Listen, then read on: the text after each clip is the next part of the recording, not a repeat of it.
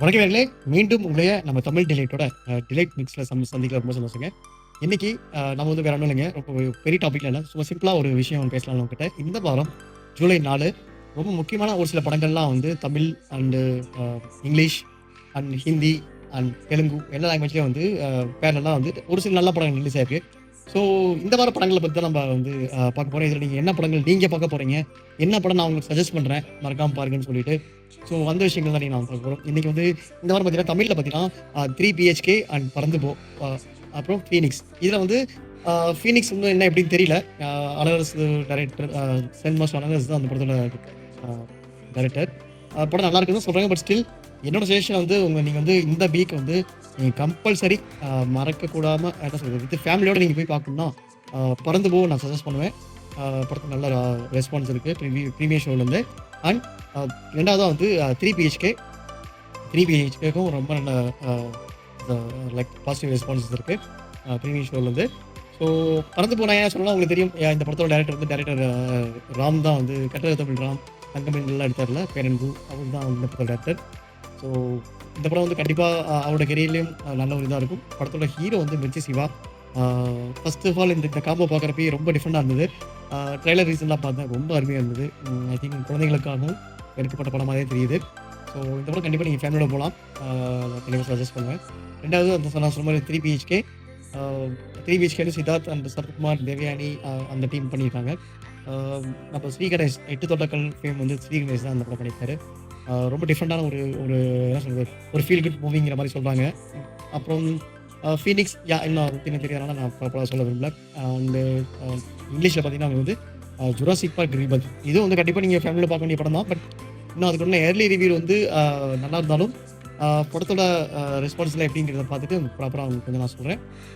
And தெலுங்குல தம்முடு அப்படின்னு சொல்லிட்டு நிதின் அவரோட நடிப்புல வந்து ரிலீஸ் ஆயிருக்கு. ஸோ இது வந்து லுக்ஸ் லைக் ஒரு ஒரு கமர்ஷியல் என்டர்டெய்னர் மாரி தான் இருக்கு. ஸோ அந்த படத்தோட ஏர்லி ரிவ்யூ இன்னும் எதுவும் வரல. ஸோ அதெல்லாம் பார்த்துட்டு உங்களுக்கு நான் அப்டேட் பண்றேன். ஹிந்தில மெட்ரோ அண்ட் டீனோ வந்திருக்கு. அண்ட் மலையாளத்துல ஐ திங்க் 1 ஆர் 2 படம் வந்திருக்கு. இது இல்லாம தமிழ்ல அடிஷனலா அக்கோணம் அப்படின்னு சொல்லிட்டு அண்ட் இன்னொரு 2, 3 மூவிஸ் ரிலீஸ் ஆயிருக்கு. இந்த சோலோ பாய்ன்னு கிருமி கூட அடிஷனலா வந்து 1 more மூவி ரிலீஸ் ஆயிருக்கு.